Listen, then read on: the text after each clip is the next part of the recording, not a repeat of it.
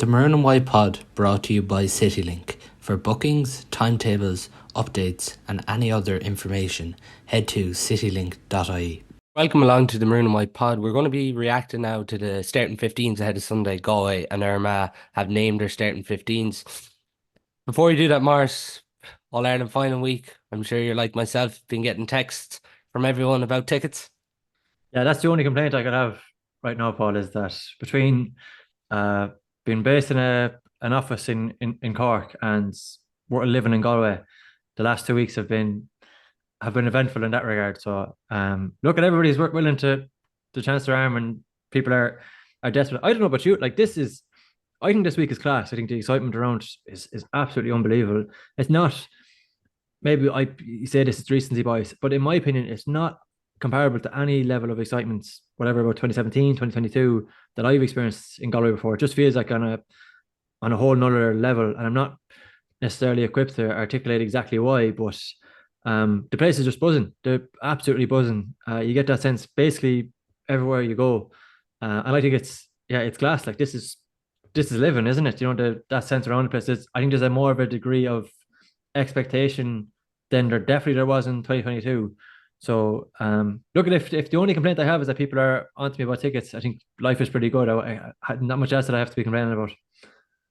It's class though, isn't it? Even the build up, like we were in Taft there on Wednesday and different Galway supporters being there, chatting to them even after it. It was just the buzz is magical this year. Yeah, it's amazing. And as I say, like I don't really know why it is as it is, but like I didn't expect the crowd that came for the semi final. I don't know where that necessarily came from. But whatever it is about the nature of it this year, it just seems like people have really latched onto this team. That there's some really compelling narratives about both teams. In fairness, you know, you see similar scenes in Armagh as well that would have you both well. So look, I mean, yeah, it's brilliant. I think people should be fully entitled to get carried away, get excited, get giddy. I don't get any sense of that penetrating the camp whatsoever, or them taking this for granted. So from a support perspective, it's great to see them go nuts. This is the thing.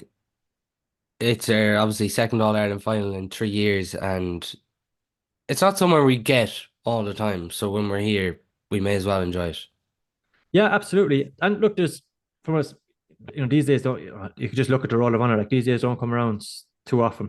Should be fully entitled to make the most of it and to soak it in. And we're look, there's an element of a fandom about us all. I'm sure you're the same as I am. You know, you're buying the tribute and you're buying the Herald and you're consuming it cover to cover and listening to every single preview podcast you can get your hands on, and you know, you're stressing about is Sean Kelly right and all that kind of stuff. You know, the same thing that's going through all of our heads. But as I say, like the fact 2022, I genuinely think what Galway got out of that will stand them tenfold this weekend.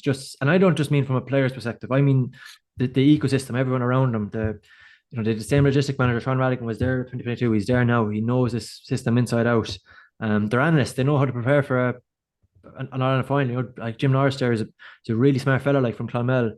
He was there in 2022 as well. I'm sure whatever he got out of that will stand to him tenfold this weekend. So it's not just from a playing perspective, from dealing with the crowds and the parade and the night before nerves and tickets and all that kind of stuff. It's Galway as a unit. It's the management. It's Porrick and Keane and John and Scan. Like every single one of them will have learned something from 2022, and that has to mean something this weekend. Just with that, I know you'd be working at the game on Sunday with the Irish Examiner, obviously, but I know, like in your report, Trent, and there's not going to be bias, but can you still enjoy this? Can you still have your Galway hat on somewhat on Sunday, or do you just remove yourself? Good question. Not. I don't find it enjoyable. I don't like. I wish I did. Like I love the game, but there's a weird sense around it. Like I remember 2022, man. Geez, it was such a weird game to cover. It was the first time I'd covered like lads that I grew up playing with. You know, like lads that I can remember that. Geez, some of the wars we had with Cullen and Nuke Gerard growing up. I remember we played an under 13 game and against the Tierneys out in Nuke Gerard, and a manager ran onto the pitch and decided we'd gone to extra time, went to extra time. Eventually, he ran on Twitch said, "This is ridiculous. Let's just share the cup." Like just weird memories that come back to playing against these lads. you see them every single day and training in the same gym, whatever it is. So that game in particular was weird. It was a really weird game to cover. So maybe maybe the experience of that was down to me this weekend as well.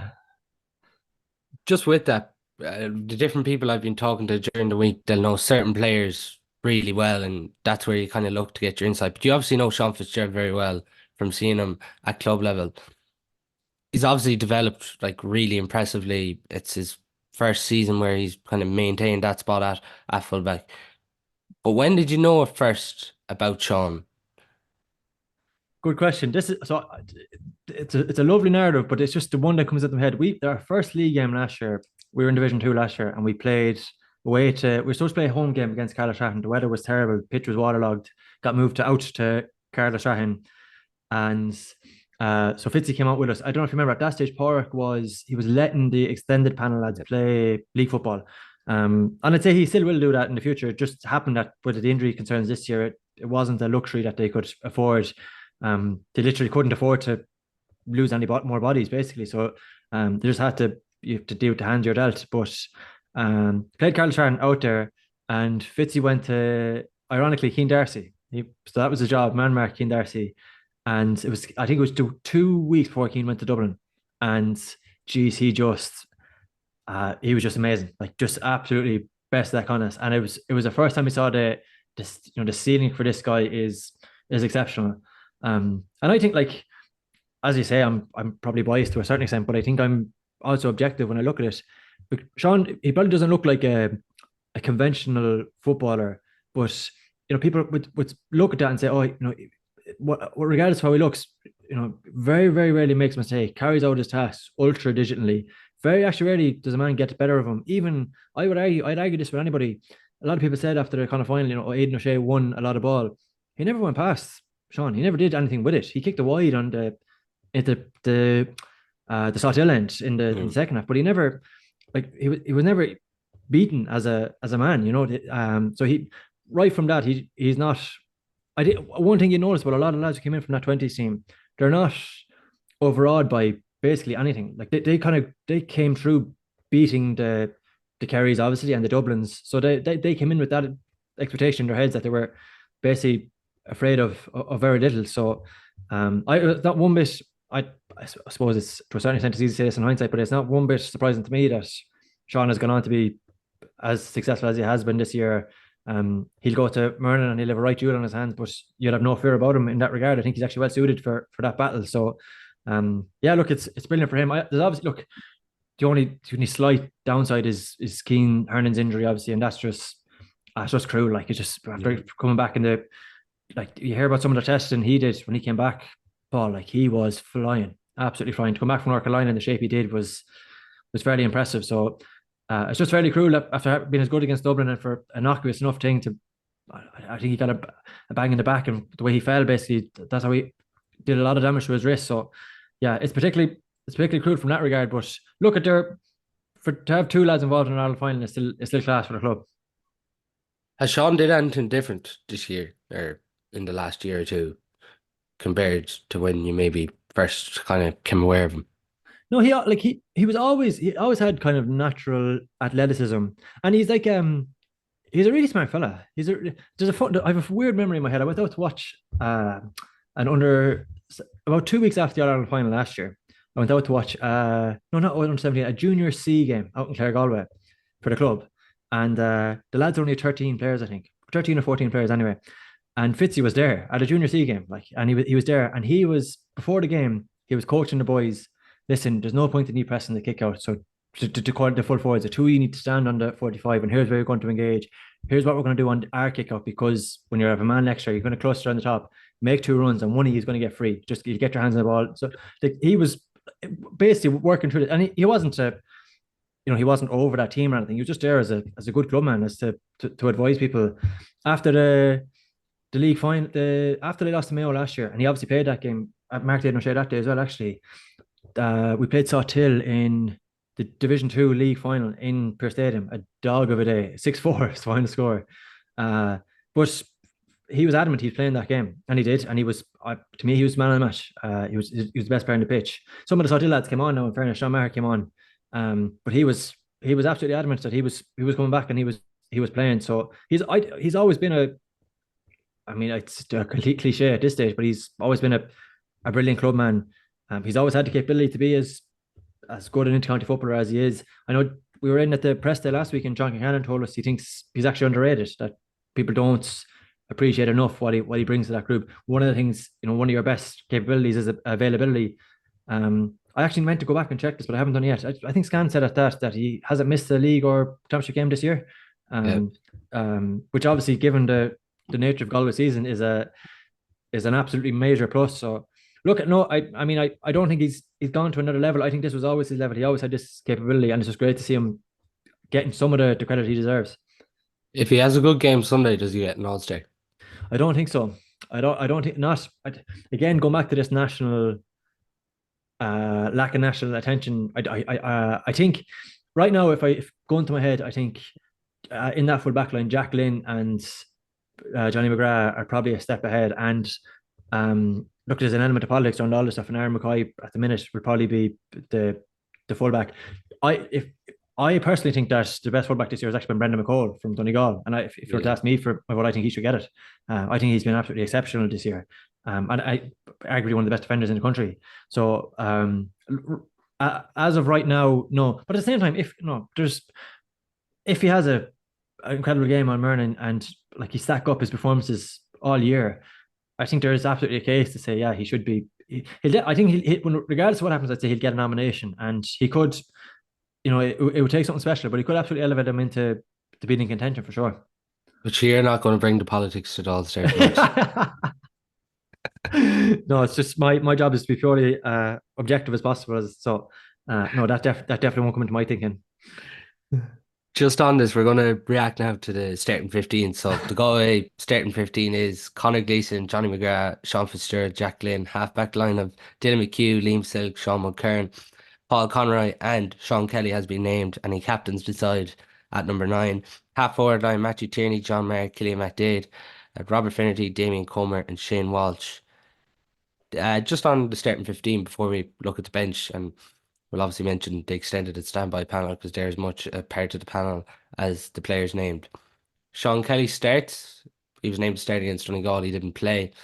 What's your view on that? I predicted that on our podcast on the Examiner podcast on Monday. I said he was the nail to start anyway. And I think there's a couple of things, right? As far as I understand it, he's made a bit of progress. He has trained fully, which is a big thing for. Especially, I think that's something that management put a bit of stock in. So, from that regard, I'm not that surprised. The only there's a caveat obviously in that he didn't play at all against Donegal and came off 20 minutes against Dublin. So, is there a fear that he's? Is it a positive though that the Dublin injury happened 4 weeks ago? Has to be, yeah, it has to be. I don't know. Was that a new injury as opposed to maybe tightening up of an existing injury, and they didn't want to see it worsen? But look, I mean, he's the captain of this team. He's demonstrated time and again against Armagh the damage he can do. He couldn't live with him in 2022, the game in Carcassonne, 2023. Sorry, literally couldn't live with him. He was exceptional that day. So if he is in any way fit, I fully see the Saints in starting him. And on the flip side as well, there's got an absolutely stacked bench and some really good options to come in if it comes to it. So I'm not, I wasn't stunned when I saw his name on the list. Far from it. Do you think he'll actually start? I do, yeah, I do. I think given the nature of the last couple of weeks, what he will do he matched up with Tierney Kelly in the game earlier this year, in Markievicz Park, and was kind of playing as an 11 basically that day. And I think that it poses an interesting question: how many Galway forwards can you man mark? If they're going to send somebody after Sean Kelly, are you going to send somebody after Killian McDade? You're always going to man mark the 3 lads inside. What does that do to your defensive structure then? So there's an interesting conversation from an Armagh perspective in terms of what they do there. So yeah, I see a whole host of reasons why you would start him, and I think he will. And by the sound of it, you think Sean's going to play at 11 on Sunday? I seen him lining up very similar to how they did in that Markievicz Park game, but obviously Coleman didn't play that day. But other than that, I think I think it'll be a very similar blend to what we saw in um, even in the Dublin game at the very start of that game as well. The only difference there was that look, everybody has their own perspective on this, and this stuff can be pretty fluid. But the way I saw that game, Galway started with Matthew Tierney in centre forward, and Sean was on Jack McCaffrey's wing, and Killy McDade was on Brian Howard's wing. That's the way I saw them starting that day. Whereas I think they won't. I think Matthew was way better in that 10 pocket. He's a kick out machine. Like I don't have the figures here to hand, but I'd say it's single digits the amount of kickouts he's actually lost that he's been targeted from. He is an absolutely brilliant option on that kind of pocket. The one that's in my head is the Derry kickout, facing this bomb, and he's just coming like a train there. So, yeah, the way I see him starting is with put Kelly in at 11, see what Tiernan Kelly does opposite him, and have McDade and Matthew either side of him. You're talking to people nearly all week about matchups and who's going to make who and everything, but even from talking to the lads on Wednesday night in TAFs, we're kind of coming to the conclusion really from 2 to 7, Galway are probably just going to go out, and as the Armagh forwards are selected, I don't see them moving any backs to a certain position maybe that they haven't played this year. I don't think so, but there's an interesting conversation there, and there's a couple of things on that. And look, you have to be objective as possible about this stuff, Paul. And I've made this case a couple of times now. I do think that even though they won the two games, Galway got matchups wrong in their last two games. In certain cases, I would argue badly wrong. Like just for example, I go back to the Donegal game. I'm sitting in the Hogan stand, I'm looking down, and I'm watching Johnny McGrath run into Aaron Doherty in the corner, and you don't want to be disrespectful to any player, but he's not the biggest threat in that inside line. Liam Silk went to Oisin Gallen, and Jack Lynn went to McBurty. I thought, I just, and I know you talked about this with Dave last week. Dave was as surprised as I was that Silk went in there. I thought he struggled, to be honest, at times in that first half. Oisin Gallen is an exceptional player, but like he kicked 3 points, he created 2 points in a row during that first half as well. That he was really coming into it. And I think when you look at what Johnny McGrath did against a player like Shane McGuigan, I was very surprised as is it a height thing or what was it that they didn't trust your number one man marker to go to him? So I was a bit surprised by that. But look, they adapted as the game went on, and it's second half it wasn't an issue. And maybe the plan was that Silk was going to tire him out, and he saw the free that he missed in the second half. So maybe they'll come back and tell me that's why that was the logic for that. But equally, I actually do think that starting Kelly on Jack McCaffrey's wing and McDade on the other side was a mistake as well. I wouldn't have trusted Matthew there, where in his natural position. I wouldn't have moved him out of there. And I thought the two boys actually were very prominent early on in that half. And ironically, this wasn't part of the plan. Like you can't retrofit the narrative. Kelly got injured. Darcy comes in, was actually brilliant. Like in that Dublin game, he was excellent. But that wasn't like it wasn't part of the plan to take off Sean Kelly after 20 minutes. They landed on it. So I think to a certain extent, they got matchups wrong there, and they adapted expertly as they often do. But I like in my head, Conor Turbot is in footballer of the year territory here. You send Johnny McGrath after him, who's done this job time and time again, regardless of where he goes, and let him do what he does. He probably is the one player though that's got a bit of joy off Johnny this year. Turbot. He has. Definitely he has. Yeah, but I also think that he's the best matchup that Galway have from is still. Yeah. Is still McGrath. So I wouldn't have a fear from that. I think Sean Fitzgerald is a very natural fit for Andrew Murren. I think that works out well. I think Roy Grugan is. There's very few players in modern Gaelic football who are underrated, and oftentimes when people say they're underrated, they're so underrated that they nearly become overrated. But I do think Andrew Murren is floating under the radar for the damage he's doing this year. Like I went back and clocked it for a piece that's running in the paper tomorrow. I think he's 213, like 19 points in assists, which is just off the charts. Like he really does make their attack tick. Just to put that in context, that Galway's leading assister, like their leading creator, is actually Rob Finnerty, and he is 111, which is 14 points. But there's a couple of caveats around that. Like again, you don't want to be disparaging about any team, but just for example, the goal was Colin Sweeney's goal against London. So look, Grugan is a guy who he created McCambridge's goal against Roscommon. He created the goal in the first round of the Ulster Championship. He's very, very effective at what he does. He was unbelievable against Derry in the Sam Maguire series game. So I could see your Lieutenant Jack Lane, wherever this guy goes, get out the field, follow him. Jack Lane is probably the most comfortable of that full back line actually on the ball. So it wouldn't be a fair for me if Grugan's trying to be that league player, letting him go after him.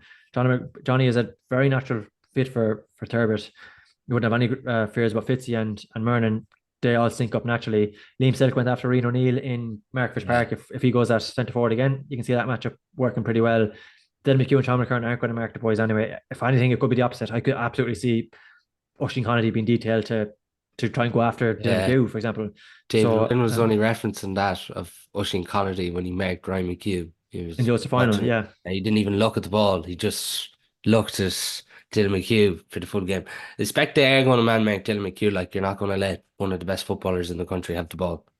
Yeah, but that, and again, I'd be really interested to see I think that I see that happening, and I can see Joe McElroy going back, dropping in to go after McDade, but you can't, if you like to defend, that kind of deep, narrow channel, and if someone comes down your centre channel, you hit with a vengeance, and they are the first turnover in that Kerry game. You watch it back, Brian Breener tries to carry you down at the top of the D, and he is just, that is, they hunt him down and descend like he's vulnerable prey. Like, they really went after him there. And it was a huge turnover at the time. So if they want to do that, you have to make sacrifice. You have to drop in. For example, I don't think Galway would be nearly as concerned about where they're man-marking outside of their inside defenders. And I think Armagh are going to have to make some sacrifice if they want to maintain their structure. I seen one podcast on Twitter that was talking during the week about holding Damien Comer back, which maybe it's because I'm biased, but I just didn't agree with it whatsoever. Like, I know maybe he was a bit quieter against Donegal, but I think since I've been doing a podcast with you, or since you've been on, if Damien Comer, even if he isn't in the game, it's the attention he'll take away from other players. Like, even if he's not getting on ball, like, when I just seen it, I had a reply written, but then I was like, no, I'm not going to get involved in this. Jeez, I missed that one. No, I didn't. You can tell me off where that was. I didn't see that. No, but yeah, that's a bold shout. I look, like, I mean, I think this is obvious. Like, if he's anyway for the like, we've been talking, they're just a different team with Comer. Go ahead. Yeah.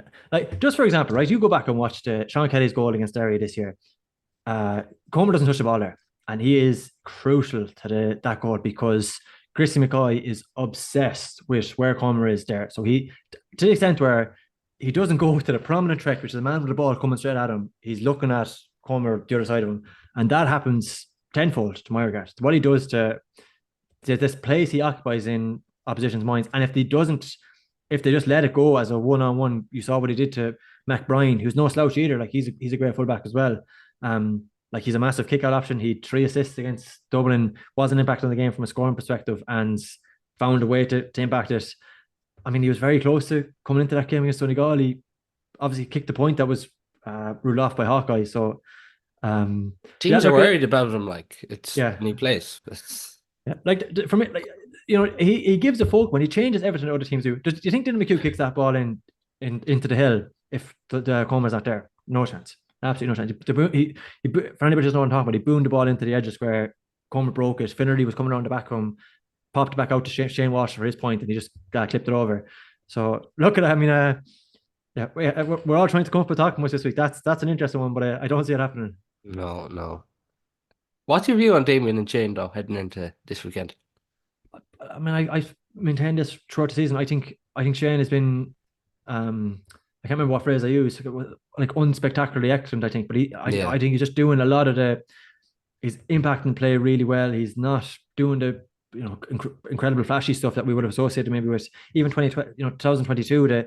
He scored an incredible goal against Roscommon in the stadium in the kind of final that year, and obviously his All-Ireland final performance is iconic. But I just think he's been really strategic about how he's impacting the game, not doing necessarily flashy stuff, but working really hard, linking play, making smart decisions, and has been doing that throughout the year. Comer, like, is different purely because of his availability. Like, he hasn't been as available. As I mentioned, I don't think he wasn't excellent against Donegal by any stretch, but he was close to kind of clicking. And the Dublin game, he found a way to impact that as well. And like, what he'll do to the psychology of Armagh is massive as well. So I think the two of them have, people can tend to view this stuff in isolation without necessarily realizing how one helps the other. Like, for example, does Mayo's worst man marker go to Finnerty if Tacoma isn't playing in the Connacht final? I don't think so. If you know, if they don't start Comer on Sunday, which again I don't think is going to happen, but if they don't, does that mean that Armagh is going to Finnerty instead? Like, is Armagh and Paddy Burns Exactly. doubling up on Finnerty in that sense? Yeah, I don't. I think you can people can be very caught up in the minutia of football in the specific one-on-one matchups, and you can tend to lose sight of the bigger picture. What exactly is it doing to a team structure? And to my mind, I think Cumber is an obvious focal point. He changed the way they attack. You saw it in the Dublin game. Dylan McHugh's too. We talked about last time I was on, but about the Dublin game, the kick, that was Galway 98 stuff, like running up under the Hogan and just that diagonal ball that he gave into Comer. And he did the same thing against Donegal. So I think they have crucial functions within this team. And again, like even go back to 2022, like those uh, when you realize what Comer did to carry structure. I know he wasn't necessarily in the game that much, but Thomas Sullivan is not left on an island one on one with Shane Walsh if Comer's not there. Like, but Morley is dropping off. He's covering up. They're much more strategic about covering that space and doubling up. But as it happens, he was left one on one, and that's that's the luxury you get when you play a player like him. At the minute, whose goal is best forward on form at the minute? Robert Finlay, he I think Robert has been absolutely excellent. I mentioned he's their leading creator this year. He's also their leading scorer. He is just taking advantage of every single thing he does. He links play very well. If you watch, anytime you watch a Galway game from behind the camera, you'll see he's so good at when Galway get the ball back, he'll get very close to corner. Like he realizes if this ball is going direct, I can feed off him. If it doesn't, I can take advantage because they're going to be so preoccupied with what he's doing that I can utilize the space in and around him. So right now in form, I think he's been excellent. He's the leading All Star contender in that forward line for me. And I think it'd be really interesting to see. Like Paddy Burns is, give very little change. He's really robust, but Comer has absolutely no fear about that. I can actually remember, or Finnery, sorry. I remember in 2022, he's not going to play because he's out injured, but Kieran Mackin was paying a lot of attention to Finnery. It was very obvious that year that even though maybe a lot of other people didn't realize how good he was, oppositions definitely did. In the Derry game, they ended up sending Christy McCoy at him in the semi-final. In the quarterfinal, Armagh dedicated a lot to him. So for me, he's integral to the way they play. Get the three of them on the pitch together, and it's money. Just then on the subs, Conor Flaherty, 16, 17, John Daly, 18, Owen Kelly, 19, Daniel O'Flaherty, 20, Kieran Malloy, 21, Carl Sweeney, 22, Keane Darcy, who's very unlucky to miss out, 23, Johnny Heaney, 24, Liam O'Connell, 25, Tom O'Callaghan, 26, Niall Daly. On the standby panel, then you have Paul Kelly, Patrick Egan, Killian O'Curran, and Oren Burke. And then on the extended jobs, you have Keane Hernan, who's broken his wrist, Jack O'Neill, Jack McCabe, Kieran Brady, Jeremy Commons, uh, Sam O'Neill, Billy Mannion, Rory Cunningham, and Jack Curran. They're all on the extended panel. I was just thinking during the week, from a Galway management perspective, do you think in their head the management have the subs pre-planned for this weekend? No, but I would expect that they will have. It's a case of who will blink first. So I think that the subs or dovetail with each other pretty well. Like for example, if when not if when Armagh look to Stephen Campbell and he comes in, I could absolutely see Galway looking to the bench and seeing one of John Daly or Kieran Malloy as a natural option to go after him. If Ross McQuillan comes in, I can see Johnny Heaney being called upon pretty quickly and being detailed to go after him. If Charlie O'Burns comes in and he starts dominating kickouts the way he is, Kerry, Keane Darcy is a fine foil there, and we'll work himself into the ground. So I remember when I covered the 2019 replay, and you're looking down the bench and you see as soon as Tommy Walsh comes out to warm up, Philly McMahon is up warming up as well, and the two of them are waiting for each other on the line and jawing at each other beforehand. And I'm not saying we'll get something to that extreme, but I can see it's not necessarily about pre-planning when you make your changes. It's about impacting whatever the opposition is doing as well. So I could see a bit of gamesmanship there for sure. At the podcast on Wednesday, David Wynn was saying when they played Armagh a few years ago, the full back line was Carl Sweeney himself and Declan Kine. And Stephen Campbell started off on Declan Kine, scored 3 points. He was moved over to Carl Sweeney, scored 3 points. Then he was moved over to David Wynn, scored 3 points. And then he was moved back on over to Declan Kine again after that. But he finished with 1-9 in total that day in the full forward line. but he's making a point that Galway need to have a man marker right over on Soupy Campbell as soon as he enters the field. Yeah, and if you said playing from the start, I think, and Sean McCrane was there, you wouldn't worry about it. Not that's not fair, but you know what I mean. You wouldn't, you'd back that could be a right good tussle, and the tournament have a goal today. It's just the fact that when the games opens up a bit more, and he comes in and injects the way he does, he's such an incredible ability in every single game. The Galway, he was playing before that, but they played Kieran Higgins that day, and he came in and he scored obviously the decisive point at the end, and then he comes in the quarterfinal against Roscommon and he scores in that game, and then he comes in against Kerry and he scores in that game. So he is kind of a guaranteed punch from the bench right now, and Galway are going to have to be extremely wary of that.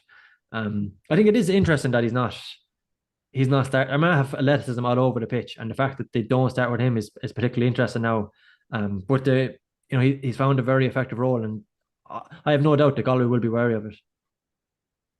If this game is to finish in normal time, what six subs would you be bringing on? Um, Johnny Heaney, definitely. I think he's been excellent. I'd say Keen Darcy, another fellow who's been excellent. Um, do you know what's funny? In a similar vein to the conversation about Stephen Campbell, when a game opens up a bit more in that last stretch, I could see John Daly doing serious damage, not from a pure impact on the scoreboard perspective, but from okay, there's a bit more kicking on here. Go back to the 2022 All Ireland final, and he finishes with 5 assists. So you can absolutely see, you can see a real role for him.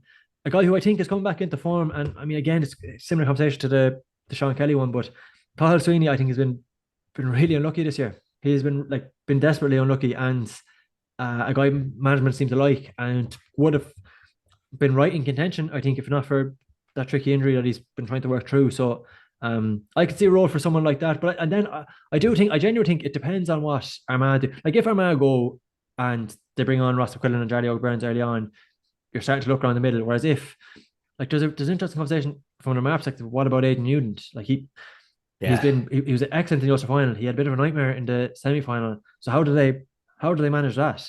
And if he comes in and he thunders into the game he does in the Ulster final, what the Galway do? So I think a lot of it then you're trying to react to the hand you're dealt to a certain extent. Probably comes down in one sense. Tomo's probably going to come on because he seems like the choice of that inside line. Then does it probably comes down between Daniel O'Flaherty and Malloy? Yeah, I think so. And they're two kind of similar players. It's kind of weird. I remember this. I covered the game in Oma, the Tyrone game, and I remember asking, and I didn't reference Kieran in the question. I asked, Daniel O'Flaherty came on that day. I honestly think he could have been man of the match in that league game. He just the impact he had, the way they returned that back. But I remember asking, what do you have the conversation with Daniel O'Flaherty? What do you say to him at half time? And he gave that answer that went everywhere about we said it to Kieran Malloy, he didn't do it, so we gave him 5 minutes, he didn't do it, so we took him off. So they're maybe it's because of that they're kind of paired in my head as being similar options. Tomo was a really interesting one. He really backs himself in every single game he comes in. He gets a shot off in every single game he comes in. I mentioned to you before that the games with Meath just didn't necessarily work out, but you'd have no fears whatsoever about him being overawed in Croke Park for a final, none whatsoever. So in a similar vein to you're saying, okay, what maybe there's a bit of work that needs to go into Nugent to make sure that he's in a place that he's going to be able to have an impact in an Ireland final. I don't think Galway would have any fears in that regard. They fully backed themselves to get him in and cut him loose. I know we've been kind of referencing when we got to the final in 22 that all the players got the jerseys and they all wore the number 10 because Galway were going for their 10th All Ireland title. Do you think we could see something similar this weekend where yeah, 100%. I think there's a great book in Porrick for whenever if he ever decides to write it, but he's got very intelligent people around him who he advises. Like for example, I thought the way that they managed John O'Mahony tribute was absolutely class. Both the idea, the vanguards, the V, the really minute details about that as they're doing the parade, Keane McGinn Brannock is down that side getting set to make sure they know exactly where to stand, all that kind of stuff. So put a lot of thought into this stuff. They put a lot of thought into that idea in 2022. If they'd won, it would have been an iconic moment. We'd be talking about it the same way we're talking about, 2002 and Joe Kernan breaking medals and all this kind of stuff. Like it would have been an iconic thing, but it just, again, this is the nature of finals. Winners are remembered, and the loser doesn't have the same legacy. So, but yeah, I think that we will absolutely see something similar, especially given like there's lads in that, and I know you mentioned there, but it's not a cliche. Like there's lads in that expanded panel who have kept the season on the road. Like there's, what would the league campaign have been if not for the likes of Killian or Curry or people like that? So I could fully see a public acknowledgement of how important they have been this season. Yeah, for a lot of those lads on the extended panel too, it's been their first year at Galway. And for a lot of lads on the extended, they've been called in on the back of club campaigns, so they have played significant roles. Exactly, yeah, yeah, and just the like when everything is good, it's a really difficult debut season when it looks like the cards are against you when you're having a league campaign like you are, and some of them really stood up during that spell. So I fully expect. I don't know if it'll be the exact same as 2022, but it's definitely one to watch out for. What do Galway do? Because I'd be reasonably confident they'll do something. I've been asking everyone this week, have they been watching A Year Till Sunday this week yet? Have you stuck it on yet? Bits and pieces. I haven't sat down to watch the full thing yet. I kind of have the whatever you want to call it, it's scene for scene in my head anyway. So I haven't sat down to watch the full thing yet. I might make time for it over the weekend. You see, you have that great moment when you log on to social media in the morning, you see a clip somewhere or something like it that puts you in the mood. So maybe tomorrow's the day. Just then, on the Armagh team, Blaine Hughes and goals, full back line, Paddy Burns, Aaron McKay, Barry McCambridge, Conor Mackin, Tiernan Kelly, Aidan Falker, captains the side in the half back line, Nigel Grimley and Ben Creeley in midfield, Joe McElroy, Rian O'Neill and Oisin Connerty in the half forward line, Roy Grugan, Andrew Mariner and Conor Turbot make up the full forward line. Are you surprised that Mackins came in, or is that bringing him in because Galway's tread on the long kick out? No, not surprised whatsoever. Like I remember I was there I covered that game in Markievicz Park, and we were talking to McGeaney post match, and that was an eventful enough post match. Paul, there was things going on all around us that day that were Yeah, it'd be interesting to see will it play a part this weekend? A lot of noise. So but look at we talked to McGeaney about that was the game they dropped Stephen Campbell, well not dropped, but he wasn't certain that they'd made that change, and they asked about bringing in Kieran Higgins, sorry, who started that day, and his answer straight out was, I think he even said Galway are big boys. That was his answer, like that this was a physicality call that they had to get him in. So Peter McGrain's had a really good year, but he just doesn't have a natural foil for, like, for argument's sake. If he was on match return, I think Galway would be very, very confident about at least from a kick-out option, what he would do there. So I'm not one bit surprised to see that's the change they made. The only thing about Kieran Higgins was that I think you understand the reason they made the call, but they took him off at half time that day. So they made the call at half time that it wasn't necessarily working. So you're kind of curious to see who would they get in. But look at their, as much as McGeaney was talking about it, Armagh, if you look at Rian O'Neill and Creeley and Grimley around the middle there's the potential for absolute chaos. Like there's some really big bodies around that middle. So if we do see some kick-out presses and we see some long kick-outs, you're going to see potential carnage in that middle third. So is this one of the first games all year where you don't think we're going to see late changes to either side? I didn't think we were going to see them for the Dublin game, and we saw Dublin made a raft of changes. I was surprised they went as strong as they did. And the Donegal game, I didn't expect Donegal to start as they did. Like, in fairness to him, in his 5 years, Brian Joyce has very rarely made kind of dummy teams or stuff. He generally goes with what he names. I'd say there was, when they named the team for the Donegal game, let's say, there was a hope that Sean would be fit and that they could start the way they did. And obviously then it came to it that, Darcy was out. But look, you're the same as me. You work in this industry too. Before every single Galway game, you hear this, you get up to the top of Crow Park and you hear all kinds of rumours like, X is out. Oh, did you hear what happened to Y during the week? And 99% of the time, it's Ganya. Like, it's been a different player for every Galway game this year. And then you're texting someone and you're like, oh, Jesus, why did I say Anton? So you hear it before every game, and in general, Galway's what they name they go with. I don't see what the what the rabbit is for Armagh. Like, is it Stephen Campbell? He has such an obvious role from the bench. I'd be very surprised if that's the one that they're going to go with. So, I yeah, if look, in some ways it shouldn't be a controversial thing, but it is. I see both teams going as they named. I was referencing this point to the lads on Wednesday. We're obviously getting excited about the All Ireland final, but do you actually think we're going to see both teams throw off the shackles, or is it just going to come down to last 20 where we see the chaos emerge? Uh, no, I don't see both teams throwing off the shackles. No, but I still think it could be. Look, maybe I'm in the minority of this stuff, and you can, when you're going to games as much as you are, you can tend to come away with a different perspective.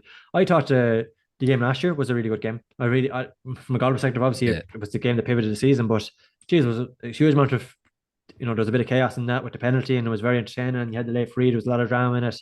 There was a theatre before the game about Galway not being able to get lads into the standby squad and only having 24. So there was a lot in that game that would live long in the memory. 2022 was just beautiful chaos. Like, it was one of the most incredible games I've ever been at in Croke Park. I've never sensed an atmosphere like it, and the sheer roller coaster that game was. So I think both teams will go.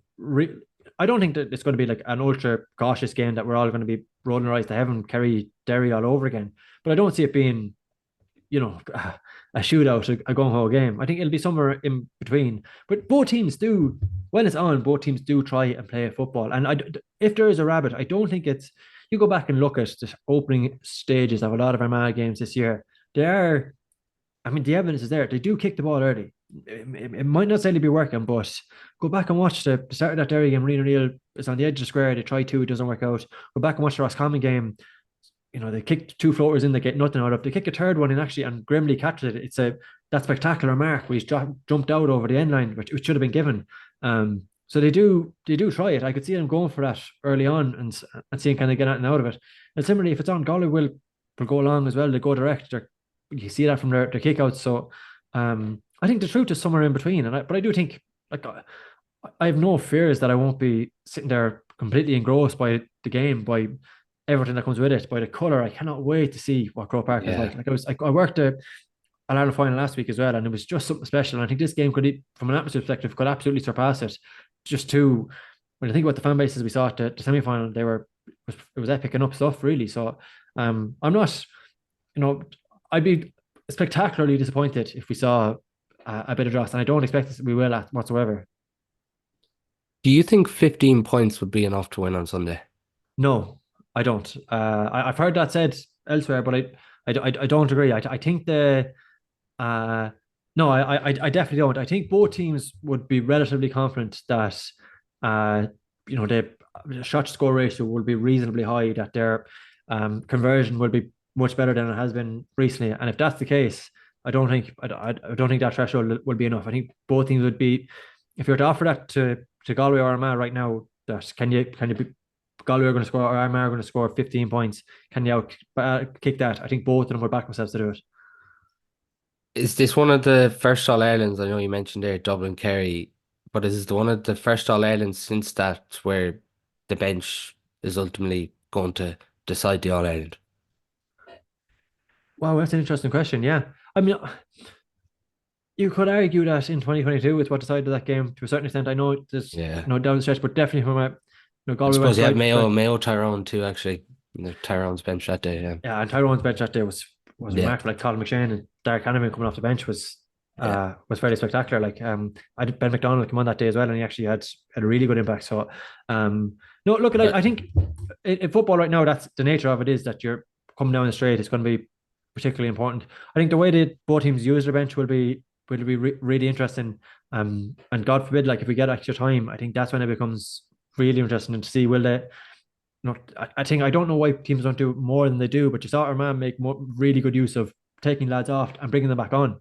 The Turbot, like Thomas Sullivan had Turbot in his pocket while he was, what would you call it, for his first game, and then he came back on and he kicked 2 points. So that lot factor into it as well. But there's no getting away from the benches are going to be very important this weekend. But I don't think it's anything surpasses what we've seen recently.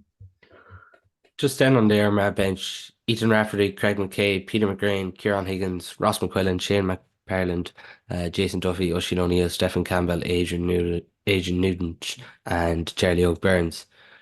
So Mars, tell me why Sam's coming home. I think Sam is going to. I think Galway are going to. I do generally. If I'm objective prediction is that I think Galway will win. I think they'll win because they had the experience of 2022. That will absolutely stand to them this week. They will back themselves that the key matches they have were right.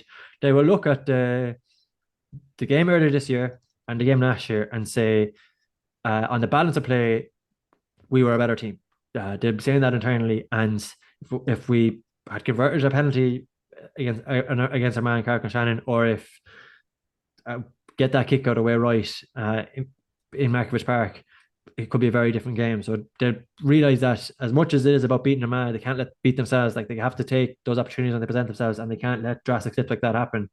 But there is also like there's this inescapable inner. The real parallels for me is that you've got two managers with these cults of personalities, really this incredible inner belief, guys who broke the most for own counties in terms of winning All Ireland's, and that is definitely transferred to both teams, I would argue. And I think that psychological thing is overlooked in Galway. Like they really have made progress in that regard, but also from an Armagh perspective, like when you think about the place they must have been in after the Ulster final and to come back where they were, and there's a bit of a field of destiny around them to a certain extent, isn't there? Like there's this, Jerry Oak Burns and his dad, imagine him presenting the cup and all this kind of carry on. So I think it's going to be spectacularly close. That's the only thing I'm reasonably confident about. But I do think Galway are extremely well placed to give this a right rattle, and if they do, I back them to win. I think there's a lot of people who think of recency bias and that Galway football is just always, we've always had great days, but they're definitely like, I suppose from 2010 maybe to 2020, Jesus, there were some tough days in Croke Park where you're coming out as a Galway fan scratching your head. You were obviously, I suppose, born like unlike some of us when Galway have experienced All Ireland success. What was it like then? Because I suppose for people from my own generation, we're thinking of Sean Kelly going up those steps because it's something we just haven't experienced as Galway fans. You're dating me now, Paul. I was only 5 in 2001, so the thing I remember actually from 2001 in particular, I have no live memory really Yeah. of 98, but 2001 in particular, I remember the celebrations. Like that's the big thing in my head. Like I remember the cup tournament coming around our schools. Like I remember absolutely buzzing all around the county. I remember going into the cathedral and being in the car park and watching them come in. Like I remember just the sense of the post game joy, and that's why and I would really encourage people, if you're sitting here listening to this before Sunday, like soak this in, like remember the everything before it as well. Don't just savor after the fact. Like this is part of the delirium of being a sports fan when you get this sense of anticipation and you're going to bed excited for a week on end and you have everything that comes with that. So one thing I'm very grateful to have now is this experience before final and to feel what the county is like on edge, because as I say, like I don't remember Galway being like this before, like this sense of every single where you go, you're meeting somebody who wants to talk to you about the game, and people do seem to be genuinely excited. It does have it can be kind of cynical, especially in my industry, about this sort of stuff, but it does seem to have a proper impact on the daily lives of people around the place. So that should be cherished, really. So yeah, like that's my memory. I remember, John Henbury would have been in the same school as me in 2001, and I can remember vividly. Like I was devastated I didn't get any autographs after they came to our school, and his mom kind of saw that I was upset about it, and grabbed my jersey, ran out, and came back in with a load of signatures. And I told her about that story a couple of years ago, and she kind of looked at me and gasped and said, "Oh Jesus, they were long gone. They were out in Spittle. I faked all those signatures myself." So I've weird memories like that they're in my head right now. But the thing that stands out most of all is just that, yeah, the delirium around the place when they finally got over the line. And that was, think about it, like that was 2 All-Irelands in 3 years. Can you imagine what it's going to be like now if it's 23 years, Yeah, it's kind of funny when you think 2 All-Irelands in 3 years and it's their second All-Ireland final now in 3 years. The way it kind of works like is funny. It is, yeah. And I mean, we'll get, there'll be conversations to be had in the winter about where and I mean, I'm adamant enough about this. I think Galway football in general is in a very good place.